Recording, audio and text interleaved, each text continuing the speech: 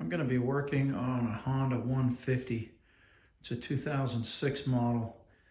It runs really ratty. I have to keep the choke on just to get it to kind of stay running. So I'm going to pull the carburetor off and see if some of the jets are plugged or messed up. So to do that, the first thing I'm going to do is I've got to loosen this screw right here, and then I'm going to pull this rubber boot out of the way. Then I got to take this screw off and the other one on the other side, take these nuts off, and then to get the carburetor out I have to unscrew this and take the slide. There's a slide that goes up and down, take it out of there, and I'll be able to pull the carburetor body out. And on this side I've got to remove the fuel line and of course that other nut from this side too. Okay, I got it unbolted and I've got it turned around. As you can see, there were actually two hoses on the other side. There's the fuel line and there's a vent hose that had to come off. And then there's this vent hose along the bottom that I still have to take off to completely free the carburetor. Okay, as you can see, there's a lot of gas in there. I'm letting that drip out. And then I'm gonna get rid of that. Okay, this is the carburetor upside down. You can see there are 3 screws on the bottom that I've got to take out.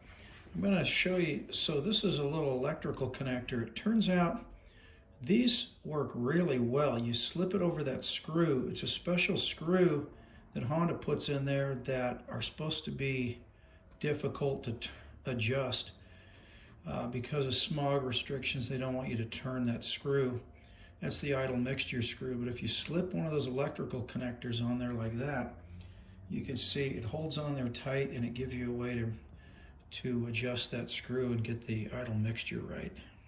Okay, I've got the bottom off and it looks surprisingly clean. This has been sitting, so I thought it might be gunked up.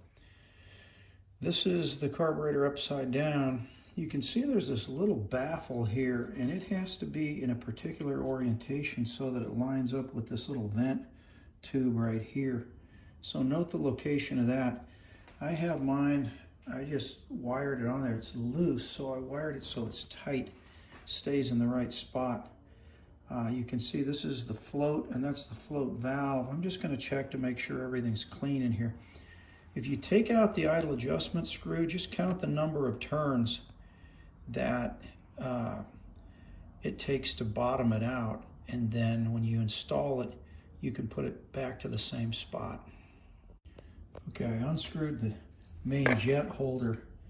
It comes out of here, and this is the main jet that's screwed into it.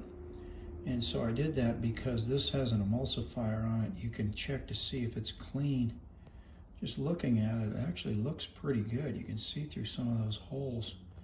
But I'm going to spray it with carburetor cleaner. I'm going to take out the main jet. It unthreads out of this holder too, and make sure it's doing okay. That probably wouldn't affect the idle while I got it apart. I just want to make sure it's clean. Okay, I got all the jets out and taken apart, and I'm going to spray them all out with carburetor cleaner, and same with the ports where they go. They look pretty clean. You can see air through there. You see holes in them. One thing I'm going to note is, so this float valve is held on. There's a little pin that just goes through right here. And if you're carrying this out to go spray it out, that pin can fall out. And what happens is that float valve comes out of there, the parts all fall apart, and you can lose them. So you have to be really careful while you're handling the carburetor to keep this pin from sliding out of there. When it's assembled, you can see that the carburetor itself, there's these 2 little parts right here of this bowl that keep the pin from coming out of there. It sits in this part right here. So, but when it's disassembled, it can easily just slide out of there. Okay, I've got all the jets cleaned, reinstalled in there, and I'm ready. I cleaned out the bowl, and I'm ready to put it all back together. Okay, the bowl is back on. I cleaned off the outside of it real good, and it's ready to put back on the bike. It turns out it's easier to put the fuel line on by disconnecting it at the petcock and then putting it on here.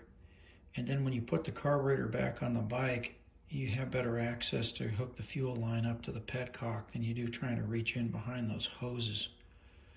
So that's one trick. Actually, when you take it off the bike, you could just unhook it at the petcock too. And that way you don't have to take it off right down at the carburetor because it's really tough to reach in there.